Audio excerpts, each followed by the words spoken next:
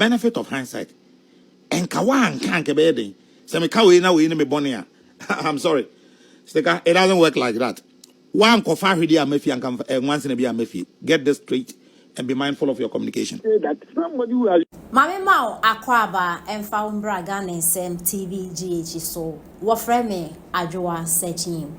Ebusuafo nana ya Kese a journalist na odini juma e despite media ono na o host program I want to need kokroko a political talk show every morning bia ekoso e Peace FM na nana ya Kese na Honorable Stephen Amoah sticker omudia ye mungamu live ewo Peace FM kokroko dwumadie so na de kofa bayi na ne se eye nana ya Kese catch the Honorable sticker say onye careful about his utterances because assembly owner say what can na wa cause damage awie untime pepa onso a woyi wa no kra na asem no enya asay awie ntino onye careful about how or communicate na in some way na Honorable Stephen Amoah ene nana ya Kese anya adwea Honorable Sticker Tress and Nana Kese supporting and Sembia and Crofo aka ede exia ono sticker no ebusuafo de no kofa ensem we na e buy na say and Honorable Sticker Honorable Stephen Amoah oye Inshayeso MP ede ensem bi betu dwa say eye former Vice President Dr. Baumia oye Muslim no say omo kwakoto aba no MPP for omo flag bearer Ghana fu bebre na omo mpese ombeto aba ede ama Muslim nti so omo kwakoto aba na omo ye careful na de okan ina so omo yi Christian se na be ya Ghana fu ebeto aba ama inipa ko because enye Christopher na no mo pese omo to aba ede ema Muslim na ensem we beto odwa na Ghana fu se na sticker ehene ha enye Ghana fu kra NPP fu ni bia na omo etwa abono bi se ni tikitik tisaje biseliti sashia and in ready na ebremo e wo Ghana TV so na anape e na owura na ya Kese efre eye zongo youth ni bi omo ye NPP fo no omo di nkomo na no omo e kire se sema Honorable Stephen Amoah aka afa Muslims no omra no ombe yina no because ense emfata se obekasa na Muslims no youth no me kire zongo boys ne kasa wie no e na ya Kese fre Honorable Stephen Amoah e no ne di nkomo na komodidim na ya Kese catch ne say sa asem no ohunya nka wanka okakra eyede na say omo ma ne chance say osesa na nkobese sana na ensema na ya Kese edi etu Honorable Sticker for na ne tire apai catch na ya Kese sade o dear friends and Muslim youth na chia na ensem bi na ya Kese catch ne say bra masa asema wakan wanka ni bi ene mungamu so yet is an SMN is can say some Christians will hardly want to vote for a Muslim. Yes, sir. Will hardly want, even they've taken away the song. But even if I said that Christians will hardly want to vote for a Muslim, is it not true? Let's put issues in context here. Now, Edian Abba, as some say, MPP Ekoyi flag bearer. And now the OD MPP and echo election 2024 now oye Muslim. And now o candidate are all supporting on ye Muslim or no ye Christian. And now your Muslim now or call election Olusu 2024 miserably. And in contest I can say some Christians will hardly want to vote for a Muslim. Some trust you say any Santi and a Muslim now MPP didn't call 2024 no. Some Christians and to mano because or a Muslim meaning. About you.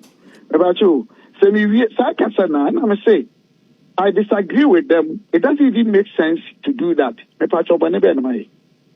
No, but sir, in contest, first of all, you are there can say whether a no crese battle for supremacy between Christians and Muslims or what I say here. What we asking say, we a member of parliament and now we a campaign team member for Honorable Kennedy Japan 2028. O candidate a Christian.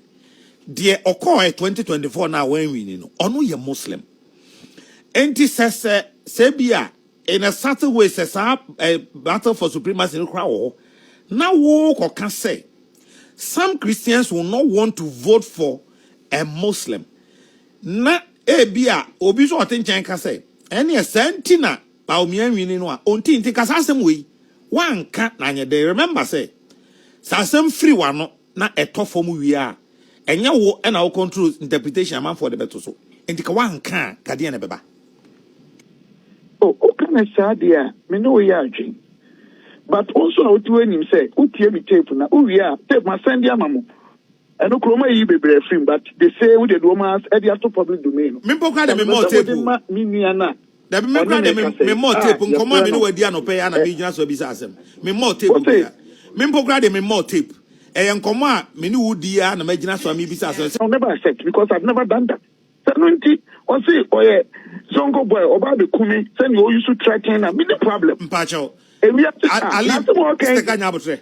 Many Ali kasa wa hanope onka kum asem. Unless I am wrong, but mente say Ali aka ekum asem na onka bibia so nkyere say oba beye bone ana bibia etesa ntimesrew. To be fair to Ali, onka ekum asem bia wa. I've never done that and I will never do that. Steka, with the benefit of hindsight, will you admit to say enka uhu ya nkasa asem no wanka? I will admit something Muslims, but based on the issue we've raised now, say, okay, then of course, and you know the Americans say and to be careful. But the way you are going, are you helping me or helping Ali? Who me? No, Rather, it's not fair. It's not fair to Steka. Steka, don't bring this thing here. With all respect, Steka, don't bring this thing here. Wona wako kan wasem. And a mama opportunity say, chere wasemu, chere ufam. Onipa na ono wa other line Ali no can say, what can say, I can say. And I may say, mama opportunity. Oba I will say, tape wo ho, na nkofo twetwa tape esi ani, me say me more tape bia wa ha. Asema wo wa beka o platform iso na no pay say. Some Christians will not want to vote for Muslim. And no na me bisa ho asem say, with the benefit of hindsight. Enkawa anka nkebe den. I'm sorry. It doesn't work like that. One once in a be get this straight and be mindful of your communication. That somebody who has Sika. What's he saying? What's it Maud Baumia? Or a Muslim? And woman Muslim baby are the organ. Now I will share papaya. The friend I like Maud Baumia, Shana Brabo. Said they will see a coming a casa. Bible say or doom a brassier for a hunter for will see one quine. Said the papaya who brassier city. How I will see your Joe baby or bedroom or tiny penny arts, not some girl said the Bible kind. Now what they are seeing since Sujinaha. If I don't put us SMS, I shall be no call Ghana. What's on the TV station will go a solid who so on quantity on one kind of 20 young money Ghana solid na ma or the MPP co position will year. Namasa to a bob with tuition my pampa so bana say. I have a million in the Kumba and a mamma co position. Now was asked cows and one when you know. A Juma ya do to no 2060 to 2025 double funa boy. Obe per Juma just a discagu bottom. Monquas ya force ya na muguan people na MPP co position. Why are we Trisa Ashroboa? Who do not can pass some ba na be kabi nyan kwase. Your friend is a Muslim. Muslim na ye hwan ni sa no. Wo hwa ma wudu ba wo mia ni suban ba na ni Muslim. Wo chen Christo ni wo chen Pope. Ni suban. Se ye di Christo na kwakwodi ade de anya nka ba ayi de mama ni nyina nchen. Mama sima simpe ba bi ntia bi ko Canada Japan abra boni ni su. Bible say mo hwem nsiam na medjo no ono onjo.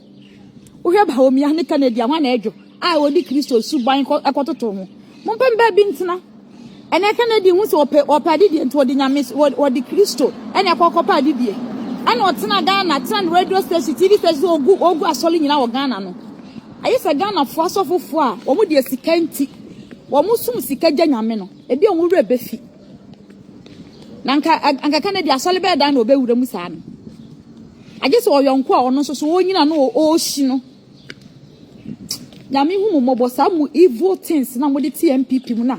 Mo ya ma MPP for your back position.